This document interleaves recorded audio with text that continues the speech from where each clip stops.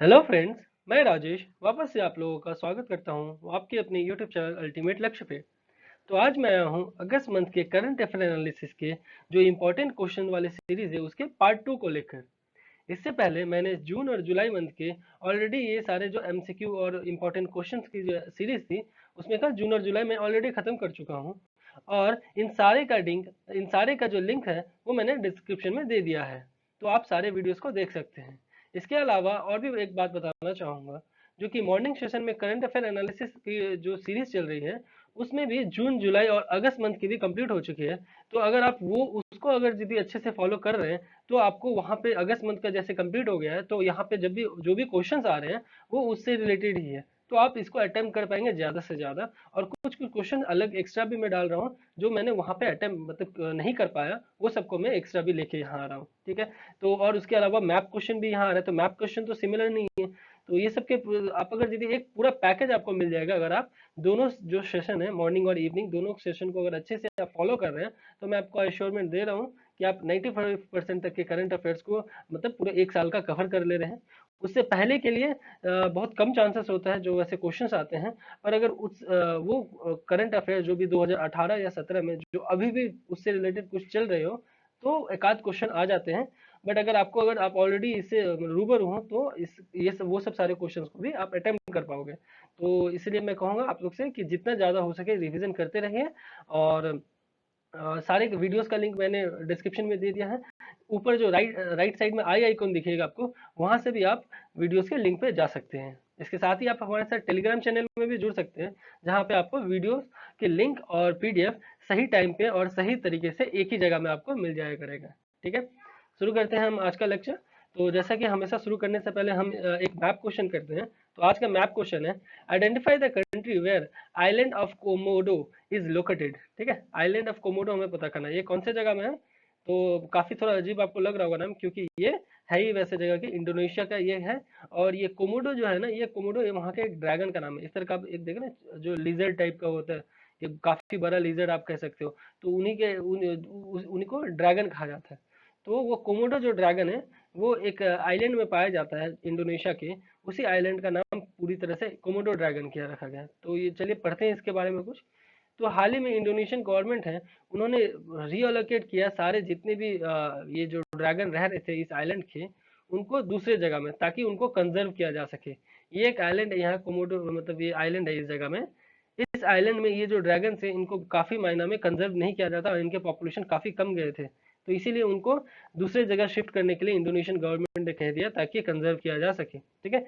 ये रहा यहाँ का ये लोकेशन, ये इंडोनेशिया कंट्रीज है। इसमें ये पड़ता है, ये पूरा का पूरा आइलैंड कंट्रीज है। और ये आपको एकदम जो अर्थ अर्थक्वेक का जो सबसे प्रून जोन होता है ना, वो एरिया में ये पड़ता है इंडोनेशिया। इसलिए आप देखोगे कि मैक्सिमम जो अर्थक्वेक है वो इंडोनेशिया में आता है। बहुत सारे एक्टिव वोल्केनोज भी हैं। तो काफी सारे वोल्केनोज हमने डिस्कस भी किया था।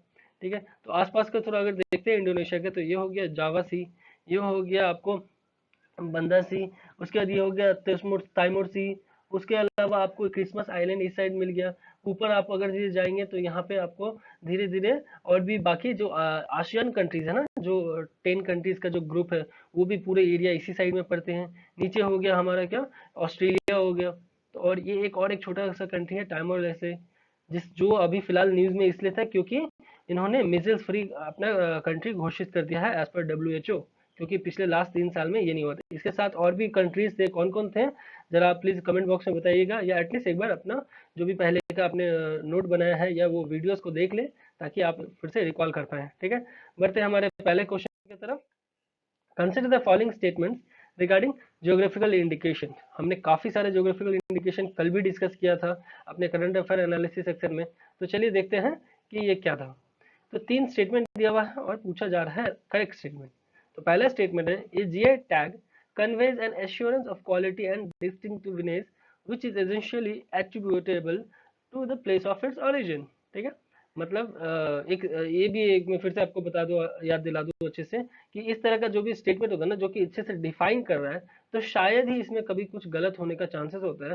तो मैं फिलहाल इसको राइट मान के चल रहा हूँ, बाद में एक्सप्लेनेशन पे और अच्छे से समझा दूंगा।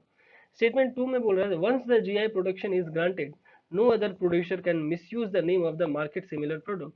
तो ये भी एक तरह से उसी को डिफाइन कर रहा है, बट हम इसको वंस द जीआई प्रोडक्शन है, इसको हम एक तरह से मतलब ये मान सकते हैं कि नो अदर लिंक जो दिया है, ये दोनों एरिया मतलब की वर्ड हो सकता है। ठीक है। थर्ड स्टेटमेंट में Kerala has the highest number of GI tag product, तो ये केरला यहाँ का जो हो गया, ये हो गया यहाँ का कीवर्ड। ठीक है। तो करेक्ट स्टेटमेंट पूछा गया, बढ़ते हैं आंसर के तरफ। तो ऑप्शन सी हो गया सही, यानी स्टेटमेंट 1 और 2 तो सही है। मैंने जैसा बोला था कि ये क्योंकि ये देखिए, आप जीआई आपको अगर इससे रिलेटेड थोड़ा भी अगर इन्फॉर्मेशन होगा तो आप मैंने आप पढ़ के ही आपको पता लग रहा होगा कि ये एक तरह से किसी के बारे में डिफाइन कर रहा है, और यहाँ पे कुछ भी उस तरह का ऐसा नहीं है जो कि इसमें ना हो। तो ये स्टेटमेंट सही है। तो बचता है सिर्फ क्या, आपको ये केरला वाला, केरला नहीं है, कर्नाटका है। कर्नाटका है के पास सबसे ज्यादा नंबर ऑफ जीआई टैग है, और जीआई टैग कितने हैं टोटल, 42, जिसमें से 18 तो सिर्फ मैसूर के पास ही है। 18 जो मैसूर वहाँ का एक डिस्ट्रिक्ट है, उनके पास ही टोटल 18 जीआई टैग्स हैं। तो इसीलिए टोटल हो गया 42 जो कि कर्नाटका के पास है। बढ़ते हैं हमारे अगले क्वेश्चन की तरफ। Consider the following statements regarding non lapsable central pool of resource scheme. इसके बारे में भी हमने करंट अफेयर्स एनालिसिस सेक्शन में बहुत ही अच्छे से किया था। तो देखते हैं, दो स्टेटमेंट दिया हुआ है और करेक्ट पूछा जा रहा है। तो पहला स्टेटमेंट में ये जो non lapsable central pool of resources scheme है, उनका एम है क्या, to ensure speedy development of infrastructure in the left wing extremism affected district. तो ये जो एलडब्ल्यू है ना, एलडब्ल्यू अफेक्टेड डिस्ट्रिक्ट, ये हो गया यहाँ का कीवर्ड। सेकंड स्टेटमेंट है, both physical and social infrastructure sectors are considered for providing support under the central pool। तो both physical and social है ना, ये हो गया यहाँ का कीवर्ड। ठीक है। करेक्ट स्टेटमेंट पूछा गया, चलिए बढ़ते हैं आंसर की तरफ। तो ऑप्शन बी हो गया सही, यानी स्टेटमेंट 2 सही है। ये बोथ ही होगा, फिजिकल और सोशल दोनों इंफ्रास्ट्रक्चरल सेक्टर देखा जाएगा।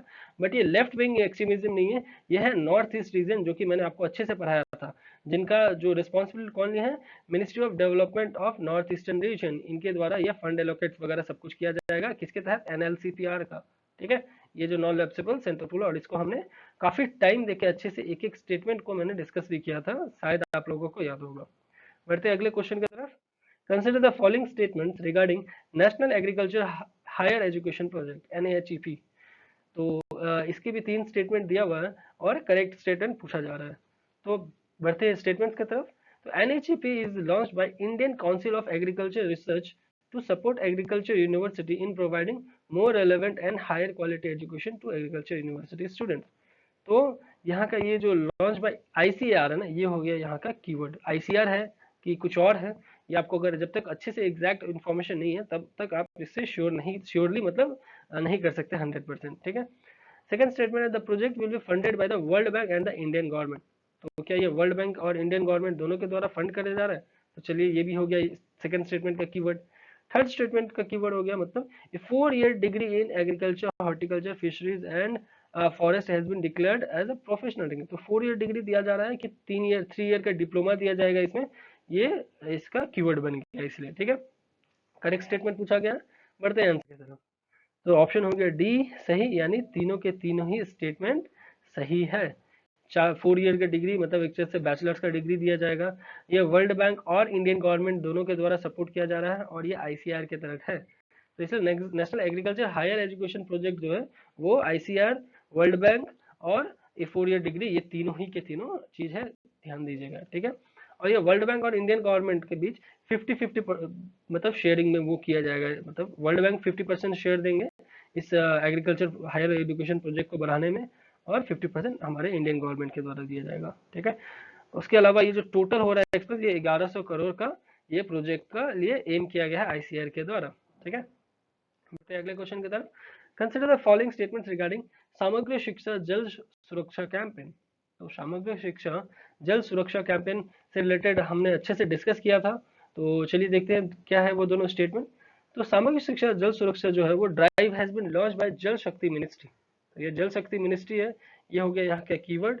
To create awareness about water conservation among all students in the country. तो among all students in the country, और ये जल शक्ति मिनिस्ट्री, ये दोनों हो गया यहाँ का मतलब कीवर्ड। सेकंड स्टेटमेंट है, one of the major objectives is to help every student to save at least 1 litre of water per day. तो ये दोनों स्टेटमेंट देख लिया हमने। चलिए करेक्ट स्टेटमेंट पूछा जा रहा है, बढ़ते हैं आंसर की तरफ। तो क्या हो रहा है, ऑप्शन बी सही हो गया, यानी स्टेटमेंट तो सही है स्टेटमेंट टू, बट ये जल शक्ति मिनिस्ट्री नहीं है, क्योंकि देखिए यहाँ पे दिया रहा है जल सुरक्षा से रिलेटेड है, और ये शिक्षा है।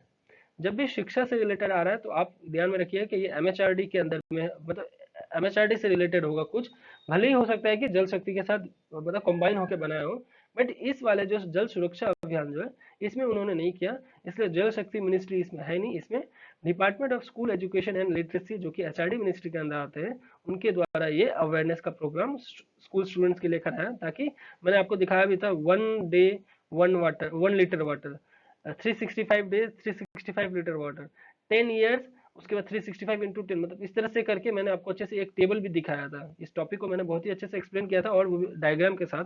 तो उम्मीद कर सकता हूँ कि आप लोग ये आंसर सही किए होंगे। बढ़ते हैं अगले क्वेश्चन की तरफ। The government has launch national mission on interdisciplinary cyber physical system NMICPS, और उसके अलावा and it's associated technologies include, ये चार है, artificial intelligence, big data analytics, quantum computing, cyber security and physical infrastructure. ये सारे आर्टिफिशियल और जो भी डिजिटाइजेशन से रिलेटेड है। तो जो गवर्नमेंट फिलहाल में जो लॉन्च किया गया नेशनल मिशन इंटरडिसिप्लिनरी क्या साइबर फिजिकल सिस्टम, ये जो लॉन्च किया है, ये क्या क्या टेक्नोलॉजी इसमें इन्वॉल्व होंगे ये पूछा जा रहा है। तो ऐसे क्वेश्चन में आप एकदम मतलब ज्यादातर अगर आपको श्योर है तो ठीक है, बट अगर श्योर नहीं है तो इस तरह का कुछ जब मतलब थोड़ा हाई फाई कुछ साइंटिफिकली अगर यदि टर्म्स आपको दिखे ना, आप ज्यादातर में ये ऑप्शन रखिए कि आपका सारा का सारा ही आंसर होगा। चलिए देख लेते हैं आंसर, उसके बाद मैं आपको और अच्छे से एक्सप्लेन करता हूँ। तो जैसा कि मैंने बोला कि सारा का सारा ही आंसर होगा, और इस तरह का कुछ जब दिया रहता है ना, तो आप दूसरे भी मॉडल टेस्ट पेपर्स आप सॉल्व कर ले, अलग अलग इंस्टीट्यूट्स, अलग अलग एग्जामिनेशंस के जो यूपीएससी कंडक्ट करते हैं, उसमें आप अगर जब 4 5 या 10 भी सॉल्व कर लोगे ना, तो आपको खुद पता चल जाएगा कि हाँ ये जो मैं बोल रहा हूँ ये सही बोल रहा हूँ। क्योंकि इस तरह का ये पैटर्न ही है उनका, वो इन तरह का कंफ्यूज कर देंगे कि हाँ हमें ही लगेगा कि नहीं, शायद हो सकता है कि ये क्वांटम कंप्यूटिंग नहीं है, बाकी तीनों है।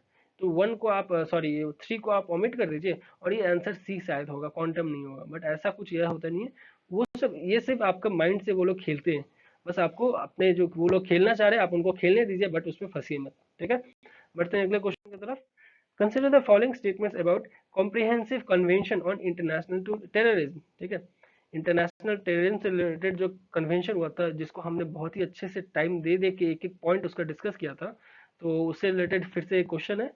तो 3 स्टेटमेंट दिया हुआ है और हमें करेक्ट स्टेटमेंट पूछा जा रहा है।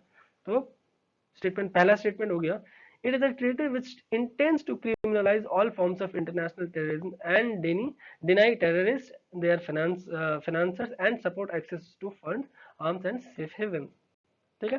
तो ऑल फॉर्म्स ये दिया हुआ है, ये हो गया यहाँ का keyword. All the BRICS countries have ratified the country, तो ये ऑल द ब्रिक्स कंट्रीज हो गया यहाँ का सेकेंड स्टेटमेंट का keyword. Third statement, it was propose in by India in 2008, तो ये प्रपोज बाय इंडिया इन 2008 यहाँ का ये हो गया कीवर्ड।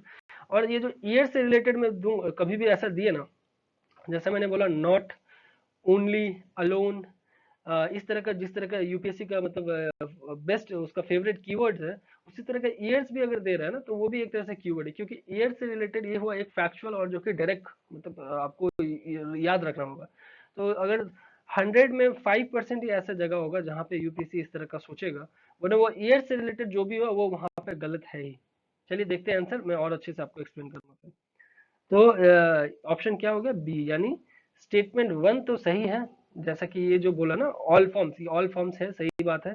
बट ये जो ऑल द ब्रिक्स कंट्रीज इन्होंने नहीं किया, क्योंकि ये फिलहाल अभी तक निगोशिएशन फेज में ही चल रहा है और एक डेडलॉक बन के रह गया है, ठीक है। इसके वजह से अभी तक ये जो बिल कन्वेंशन था इसको रेटिफाइड पूरी तरह से नहीं किया गया। उसके अलावा ये 2008 में नहीं, ये 1996 में इंडिया के द्वारा ये लाया गया था। 2008 में क्या हुआ था, इनको एक अलग से वो डिमांड इनसे रिलेटेड और जागरूक हो गए जब से 2008 में मुंबई अटैक हुआ था, ठीक है। तो ये सब चीज होते हुए मतलब इस कन्वेंशन से रिलेटेड अभी भी डेडलॉक चल रहा है। तो स्टेटमेंट 2 और 3 यहाँ गलत हो गया, स्टेटमेंट 1 सही है।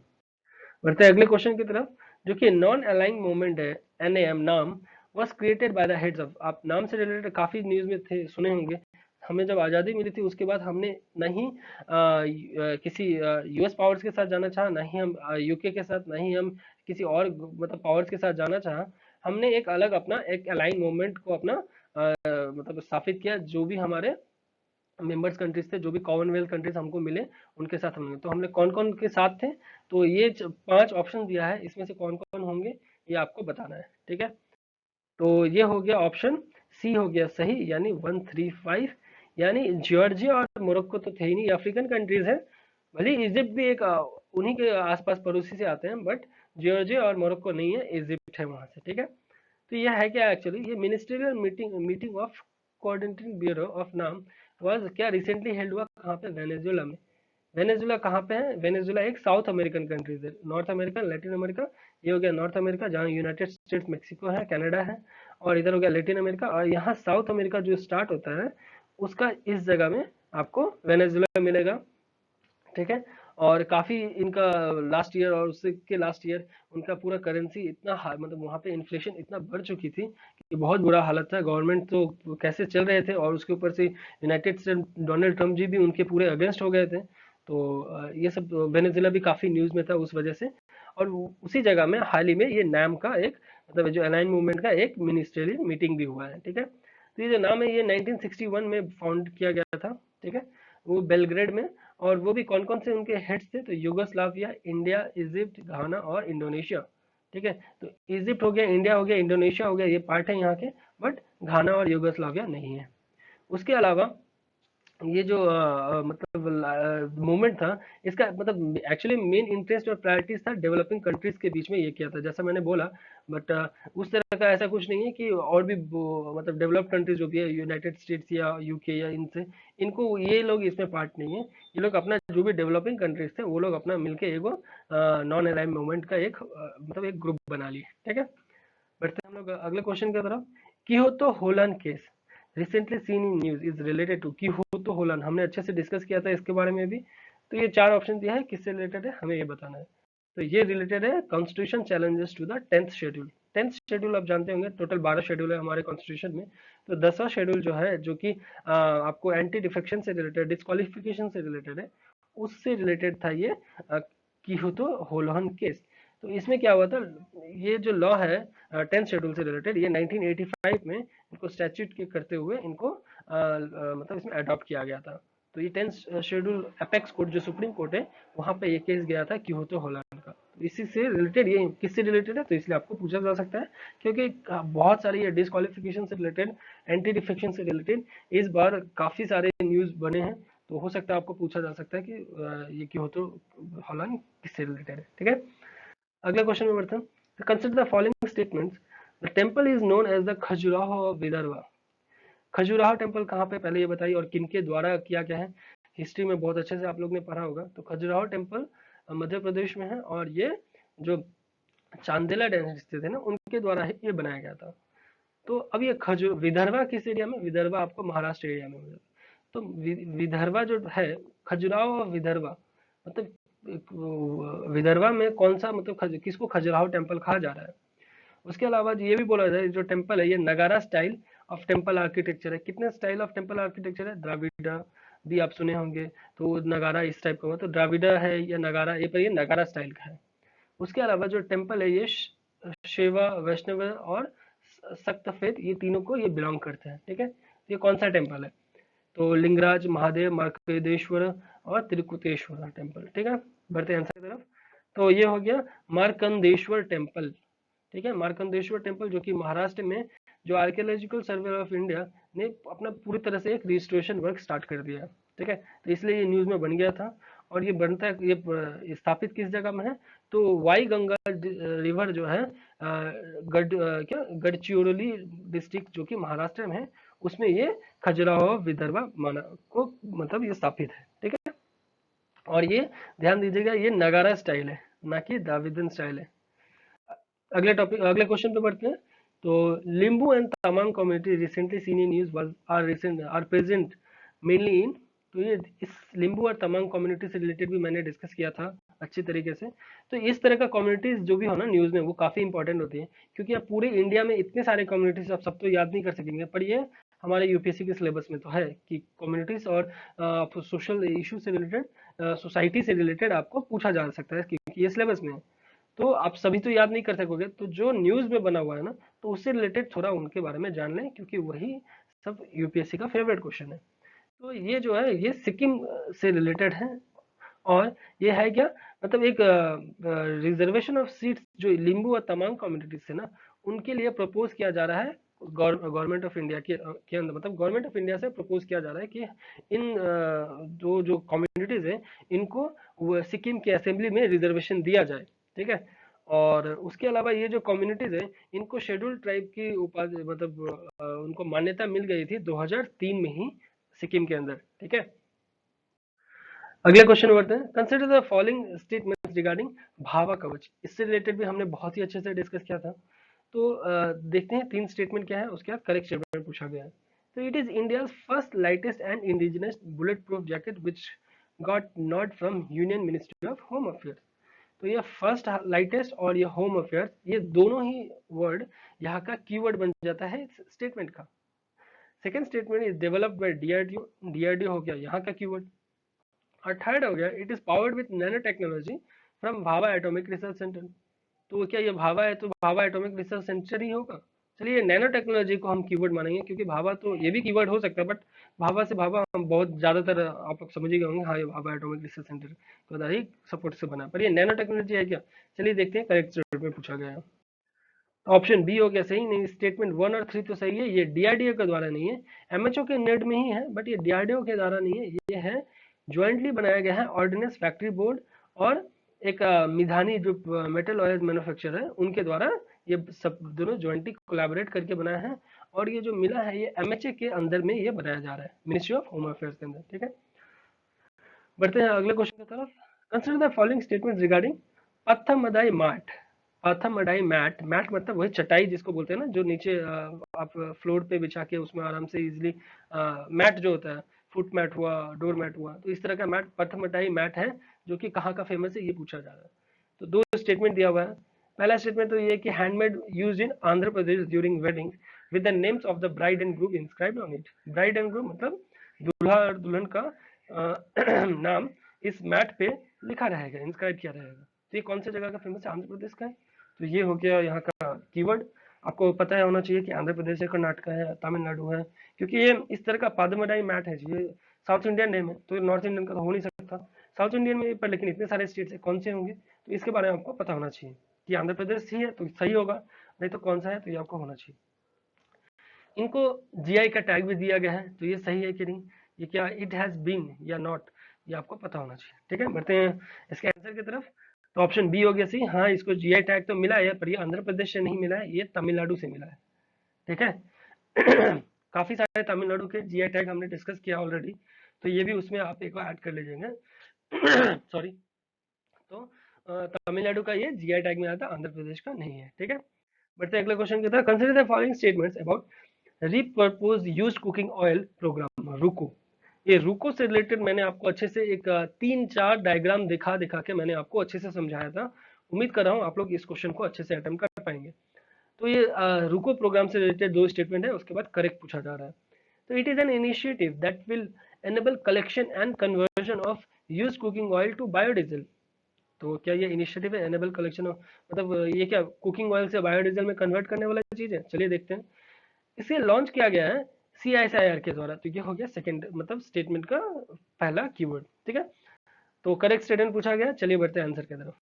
तो ऑप्शन ए होगा सही, यानी स्टेटमेंट 2 गलत है, क्योंकि सीएसआईआर नहीं है, सीएसआईआर नहीं है, यह है एफएसएसआई, मतलब food safety and standard authority of India, क्योंकि इनके द्वारा ही कहा था कि ये जो पॉल्यूशन लेवल है, जितना टाइम्स आप ऑयल को बॉईल करते जा रहे हैं फ्राई करने के लिए, उतना ज्यादा ही उसमें और बढ़ते जा रहा है, वो और डेंजरस होते जाता है। तो इसलिए 25% से ज्यादा आप उसमें अगर ज्यादा पाया गया तो फिर आपको इसे बहुत ही डेंजरस हो जाता है, जिसमें अल्जाइमर, कोलेस्ट्रॉल, ये सबसे रिलेटेड बहुत सारे इश्यूज हो सकते हैं। मैंने इसको और भी अच्छे तरीके से एक्सप्लेन किया है। मैं आप लोगों से रिक्वेस्ट करूंगा कि प्लीज आप लोग वीडियो देख लें, और सभी का लिंक मैंने डिस्क्रिप्शन में ऑलरेडी दे दिया है, तो आपको कोई असुविधा ज्यादा होगी नहीं इधर उधर खोजने की, आप प्लीज जाके देख सकते हैं। ठीक है। तो बढ़ते हैं अगले क्वेश्चन की तरफ। फिर से ये consider the following statement regarding Repco bank है, वो रुको था, ये रेपको है, तो रुको था एफएसएसआई से रिलेटेड। अब रेपको बैंक से रिलेटेड दिया तो बैंकिंग टर्म है, चलिए देखते हैं क्या है। तो 3 स्टेटमेंट दिया है और करेक्ट पूछा जा रहा है। तो Repco bank is multi state cooperative finance and development control by the finance ministry. तो ये फाइनेंस मिनिस्ट्री यहाँ का कीवर्ड हो गया। ये फाइनेंस मिनिस्ट्री होगा कि आरबीआई होगा कि कुछ और होगा, ये हम आपको पता होना चाहिए। It was established by the central government for rehabilitation of repatriates from Myanmar and Sri Lanka। तो ये क्या म्यांमार और श्रीलंका के रिपेट्रिएट्स मतलब वहाँ से रिलेटेड वहाँ के लोगों और हमारे जो वहाँ पे लोग हैं उनके लिए है क्या? चलिए देख लेते हैं। उसके अलावा इट इज ऑपरेटेड ओनली, ये ओनली वर्ड तो एकदम आप रख लीजिए, बहुत ही कीवर्ड होता है, इंपॉर्टेंट कीवर्ड होता है यूपीएससी का। Only in the south Indian states of Andhra Pradesh, Karnataka, Kerala and Tamil Nadu. तो करेक्ट स्टेटमेंट पूछा गया, चलिए देखते हैं आंसर। तो ऑप्शन सी हो गया सही, यानी स्टेटमेंट 2 और 3 तो सही है, स्टेटमेंट 1 गलत है क्योंकि ये फाइनेंस मिनिस्ट्री नहीं है, ये होगा आपको एमएचए के अंदर। क्योंकि देखिए ये म्यांमार और श्रीलंका से डील कर रहे हैं, ये तो सही बात है। तो इसीलिए जो भी एक्सटर्नल कंट्री से डील कर रहे हैं ना कुछ उनसे उनके ऑफिशियल से रिलेटेड, तब वो होम मिनिस्ट्री उस जगह में इन्वॉल्व हो जाते हैं। क्यों? क्योंकि होम मिनिस्ट्री सारे जो स्टेट्स है ना उनको यूनाइट करते हैं, एज ए मीडिएटर काम करते हैं दूसरों के लिए। तो ये सब जगह में मैक्सिमम आप होम मिनिस्ट्री देखोगे। तो ये जो रेपको बैंक है ये मल्टी स्टेट कोऑपरेटिव फाइनेंस है, एक कोऑपरेटिव फाइनेंस कंपनी है, बैंक है, जो कि होम मिनिस्ट्री और वहाँ के जो म्यांमार और श्रीलंका के जो हमारे लोग हैं उनके से मतलब उनको मतलब एक तरह से कोऑपरेटिव बैंक बनाया गया है। क्योंकि ये जो म्यांमार और श्रीलंका में मैक्सिमम जो आपको भी मिलेंगे वो यहाँ के लोग साउथ इंडियन से लोग रहते हैं। तो इसीलिए साउथ इंडियन स्टेट्स यहाँ पे रहते हैं। ये जो ओनली दिया हुआ है ये यहाँ पे सही दिया हुआ है, तो इसको आप ओनली, इसका यूपीएससी का कीवर्ड होता है, तो मतलब यहीं पर या तो राइट है आंसर या तो ये रॉन्ग है, इसी यही बताएगा आपको। और बाकी सारे चीज यहाँ पे सही होंगे, मैं आपको इतना श्योर देता हूँ। तो ओनली दे दिया है और ये सच बात है क्योंकि हाँ ये आंध्र प्रदेश, कर्नाटका और केरला है, मतलब जो भी आपको जो यहाँ पे मिल रहे हैं ना हमारे कंट्री के ये सारे स्टेट्स, जितने भी वो सारे स्टेट इसमें इन्वॉल्व है। ठीक है, फिर ये जो मतलब इसे स्टेबलाइज किया गया था 1969 में। ठीक है, इंडिया, म्यांमार और श्रीलंका के तीनों के कोऑपरेशन के द्वारा। ठीक है, बढ़ते अगले क्वेश्चन की तरफ। Consider the following statement about Swift. काफी था और पिछले साल भी इस टॉपिक से रिलेटेड काफी एग्जामिनेशन में ये क्वेश्चन थी एक। तो ये है क्या? ये society for world wide inter bank financial telecommunication messaging system. ठीक है, तो ये मैसेजिंग सिस्टम है। चलिए जानते हैं, 3 स्टेटमेंट दिया हुआ है और लास्ट में करेक्ट पूछा जा रहा है। तो पहला स्टेटमेंट में दे रहा है कि it is a messaging network that financial institution use to securely transmit information and instruction through a standardized system of codes. ठीक है, दैट अ फाइनेंशियल सिस्टम। तो ये क्या मैसेजिंग नेटवर्क तो ऊपर है और उसी से रिलेटेड बोल रहा है। तो मैंने क्या बोला कि इस तरह का जो डिफाइन करता है स्टेटमेंट वो मैक्सिमम टाइम में करेक्ट होता है। फिर भी हम एक्सप्लेनेशन में देख लेते हैं कि आपको और अच्छे से मैं समझा पाऊंगा। तो स्टेटमेंट 2 में बोल रहा है जो Swift facilitate fund transfer and sorry facilitate करता है फंड ट्रांसफर और सेंड मतलब पेमेंट्स ऑर्डर को सेंड करना, मतलब मैसेज करना जिस तरह का कि पेमेंट ऑर्डर हम भेज रहे हैं, आप इतना 5 लाख का पेमेंट कर दीजिए, तो इस तरह से आप ऑर्डर सेंड किए। तो ये दो क्या, और फंड ट्रांसफर भी इसमें फैसिलिटी मिलता है। तो ये दोनों के दोनों कीवर्ड हो गया इस जगह के लिए, सेंड पेमेंट ऑर्डर और फंड ट्रांसफर, ऐसा कुछ होता है क्या? तो अब Swift India is a consortium of all Indian public sector banks. तो ये क्या, consortium of all Indian public sector banks. तो ये हो गया यहाँ का कीवर्ड। ठीक है, चलिए देखते हैं इसका आंसर क्या है और इसको एक्सप्लेनेशन भी देख लेते हैं। आप लोग भी ऑप्शन टिक कर लीजिए। तो इसका हो गया ऑप्शन ए सही, यानी स्टेटमेंट 2 और 3 गलत है। ये फंड ट्रांसफर इसमें नहीं होता है, इसमें ये सिर्फ एक मैसेजिंग है, जैसे यहाँ लिखा ना मैसेजिंग सिस्टम। तो मैसेजिंग सिस्टम में फंड ट्रांसफर कैसे कर सकते हो आप?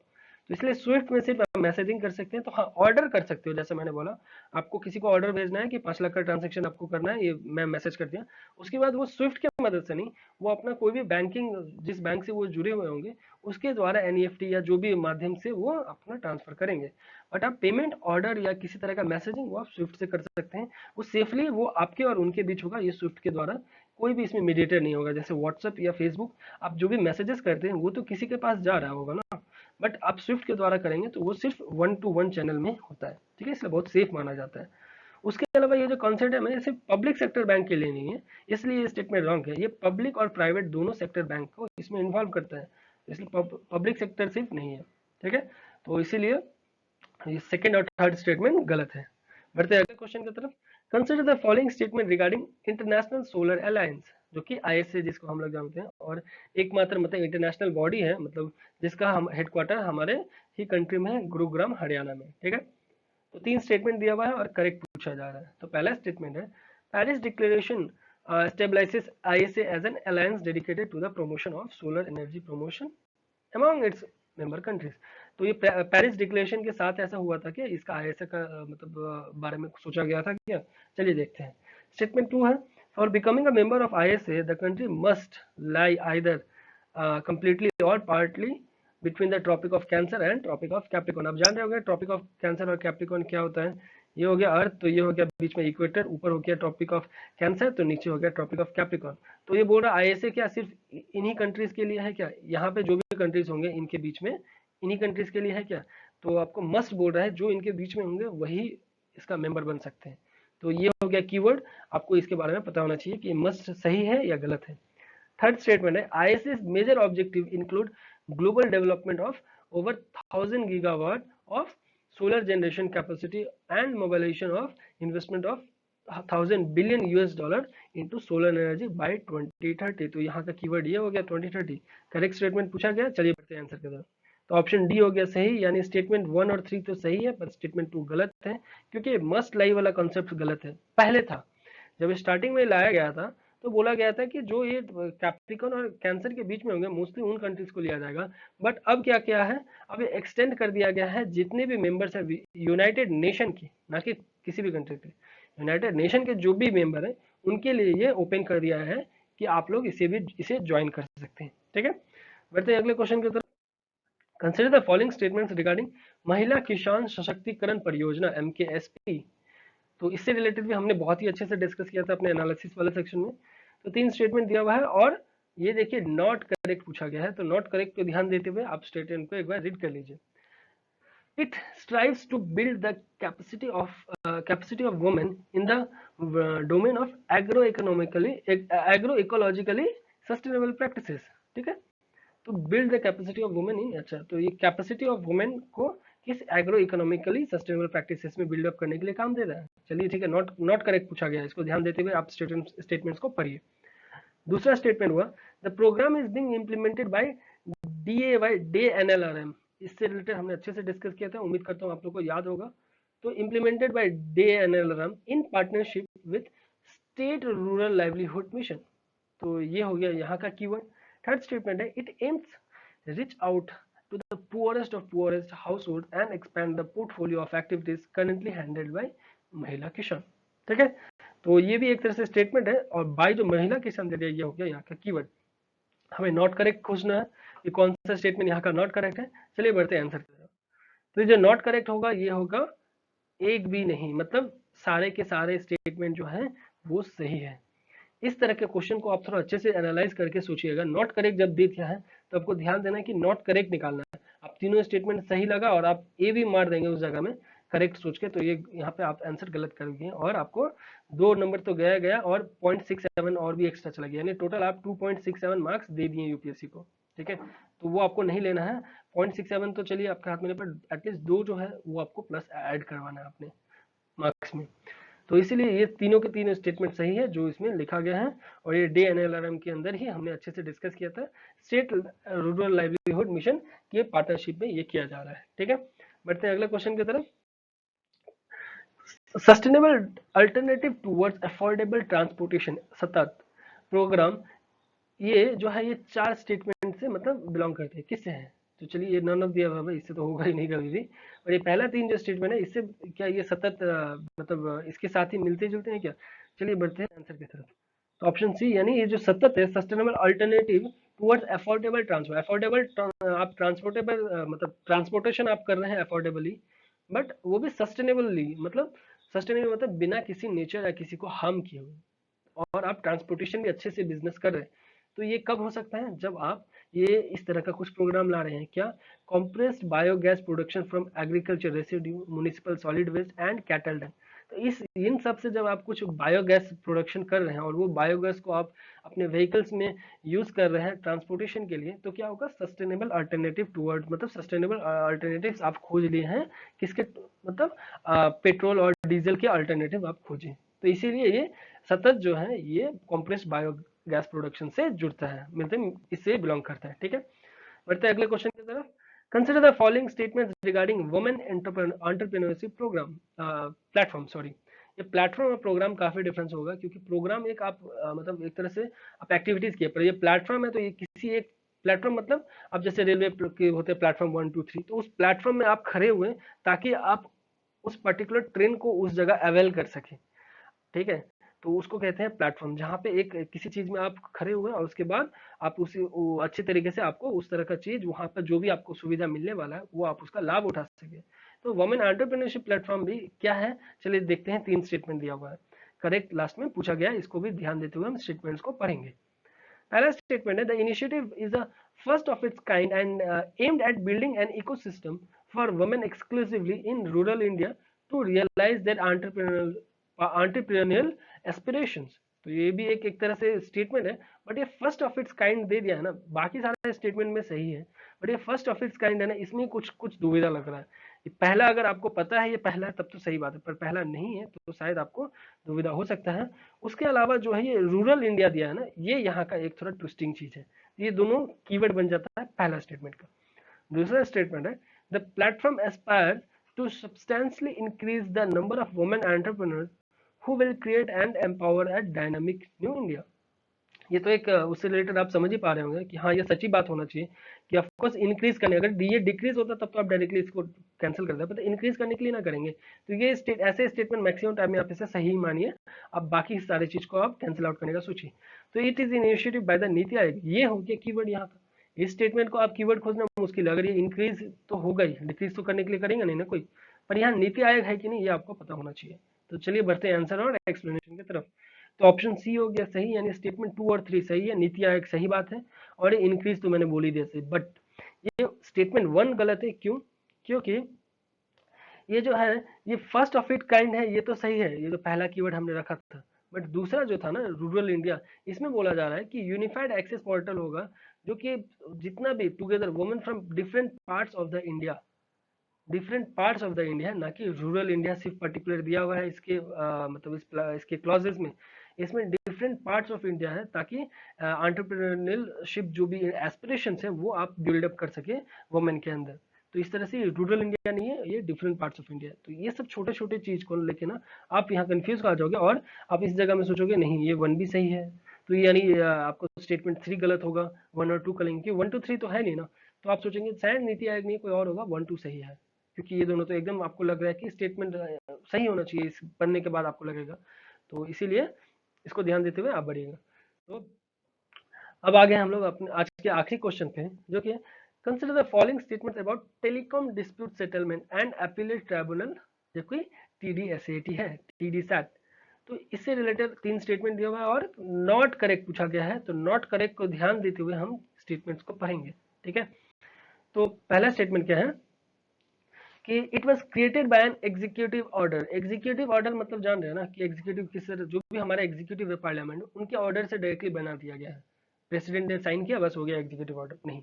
तो क्या ये सही है या गलत वो हमें बताना है। सेकंड स्टेटमेंट है, the decision to TDSAT is final and no further appeal is allowed to any court. तो ये नो फर्दर अपील जो है ना, ये हो गया यहाँ का कीवर्ड। उसके अलावा the jurisdiction of TDSAT stands extended to matters that lay before the Cyber Appellate Tribunal and also the airport economic regulatory authority appellate tribunal. तो ये जो ऑल्सो जो दे दिया ना, ये हो गया यहाँ का आपको कीवर्ड। तो तीनों स्टेटमेंट का मैंने कीवर्ड बता दिया, और ये नॉट करेक्ट पूछा गया है, तो इसको ध्यान देते हुए आप भी आंसर ठीक करिए, हम भी आगे बढ़ते हैं। तो ऑप्शन ए हो गया सही, यानी स्टेटमेंट 1 और 2 सही है, यानी ये सही बात है, सॉरी ऑप्शन ए यानी सही हो गया, यानी स्टेटमेंट 1 और 2 गलत है, बट स्टेटमेंट 3 मतलब राइट है, पर इस ऑप्शन के लिए ये इसमें नहीं होगा। ठीक है, आप समझ पा रहे हैं ना मैं क्या बोलना चाह रहा हूँ, क्योंकि नॉट करेक्ट पूछा गया है। तो कौन कौन सा नॉट करेक्ट स्टेटमेंट है, ये एग्जीक्यूटिव ऑर्डर के द्वारा नहीं दिया गया है, क्यों? क्योंकि ट्राई एक्ट जो है ना 1997, उसके से उन्होंने पावर लेते हुए एक ये TDSAT का गठन किया, ताकि वो जो भी डिस्प्यूट से रिलेटेड ना प्रॉब्लम सॉल्व कर सके। उसके अलावा सेकंड स्टेटमेंट जो बोल रहा है कि वो अपील नहीं कर सकते फर्दर, वैसा नहीं है। टीडीसी एक्ट जो है वो पहले कोई भी जो भी कंज्यूमर जो भी होंगे वो आगे टीडीसी एक्ट में अपील करेंगे। अगर उनसे वो सेटिस्फाई नहीं हो रहे तो वो सुप्रीम कोर्ट में जा सकते हैं कि हम वहाँ सेटिस्फाई नहीं है, हम फर्दर अप्लाई करना चाह रहे हैं, पर सुप्रीम कोर्ट में जा सकते हैं। ठीक है। और बाकी जो इनका जुरिस्डिक्शन है वो आपको एयरपोर्ट अथॉरिटी तक में भी है। ऑल्सो जो दिया हुआ था ना, also the airport economic regular authority appellate tribunal, तो ये दोनों में ही जा सकते हैं। ठीक है। तो यानी स्टेटमेंट 1 और 2 गलत हो गया, इसलिए ऑप्शन ए सही है। समझ पा रहे होंगे। नॉट करेक्ट और करेक्ट आपका क्वेश्चन का सबसे इंपॉर्टेंट वर्ड होता है, जो आप प्लीज ध्यान दिया करिएगा। यही है जो आपको क्वेश्चन मतलब बहुत सारी सिली सिली मिस्टेक से बचा सकता है। ठीक है। तो इसी के साथ हम आज का लेक्चर को एंड करेंगे। उम्मीद कर रहा हूँ कि आप क्वेश्चन ज़्यादा से ज़्यादा अटेम्प्ट कर पा रहे होंगे, और जो हमारे फ्रेंड्स नहीं कर पा रहे प्लीज़ निराश मत होइए।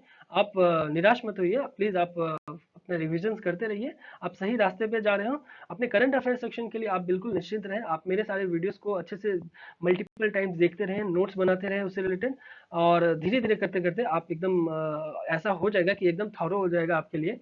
आप करंट अफेयर सेक्शन में आपको कोई प्रॉब्लम नहीं आने वाला है यूपीएससी एग्जामिनेशन में, इसका मैं आपको एक तरह से गारंटी देता हूँ। आप मुझे एग्जाम के बाद कमेंट बॉक्स में जरूर बताइएगा कि क्यों ऐसा मैंने बोला और क्या ये मैं सही बोला या गलत बोला।